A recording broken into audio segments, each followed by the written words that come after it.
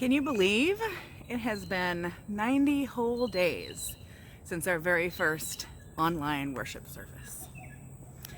For me, this has been a time for, a lot of changes, but it's also been a time to form some new habits.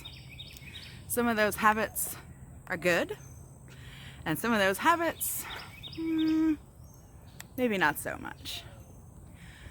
But one new habit that I'm trying to form is taking time to walk around my neighborhood. I'm outside in nature, it gets my body moving, and sometimes I even get the chance to meet a new neighbor or check in with one that I already know.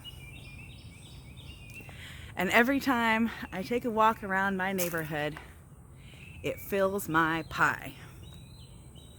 What do you mean? What do I mean by filling my pie?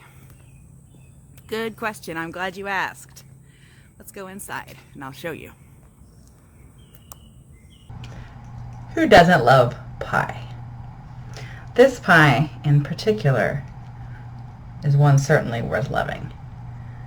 This is an idea that I got from my friend Reverend Tandy Rogers, who with her wife, also Reverend Sue Phillips, does this with her family every day. And you see I have letters on the pieces of pie. S-O-S-P-I-E. And each of these letters represents a different word. Social, occupational, spiritual, physical, and emotional. The idea is to strive to do something in each category every day, and to check in about it, maybe with a friend, maybe with your housemates at dinner. Everyone's game piece sits waiting at their place at the table in Sue and Tandy's house. Now this is a challenge for everyone to complete, but it's also simple enough that if you have kids in your home, they can both work on their own pie and orchestrate your family conversation, which is on purpose. On her blog, Reverend Tandy says that the idea came up in part to ensure that their 12-year-old wasn't all about the video games while we're in homeschool mode, which is good advice for the adults too. Here are some examples of what each pie piece can be.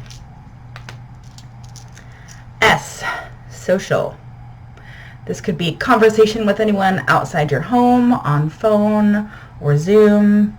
It could look like sending postcards or care packages. It might even look like gaming online with your friends. Occupational.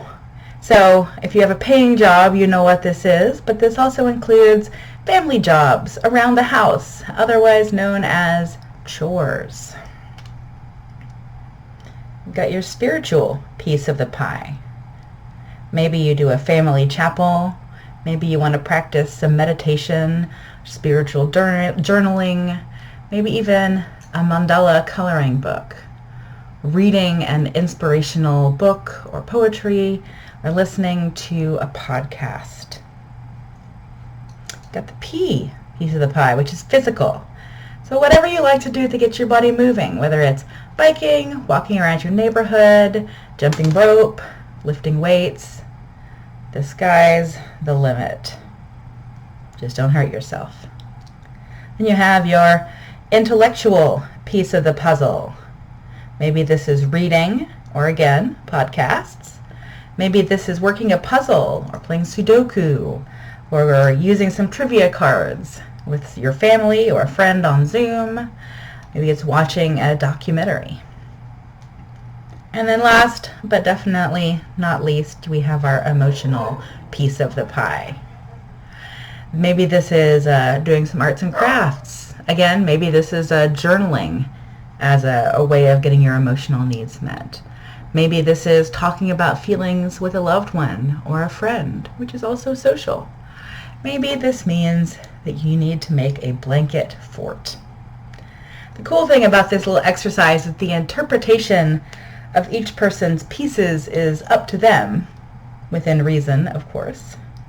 The magic is in the intentionality and in the conversation. So how will you fill your pie today? No pie? You have no pie? Well, fear not. Reverend Sarah is here for you. I have pie. This afternoon, I'll be heading down to church to drop off about 150 of these little kits so you can make your own pies from home. They will be in a sealed container outside the exterior door near my office under the stairs outside. So you should be able to pick them up for you and your household with minimal contact with others.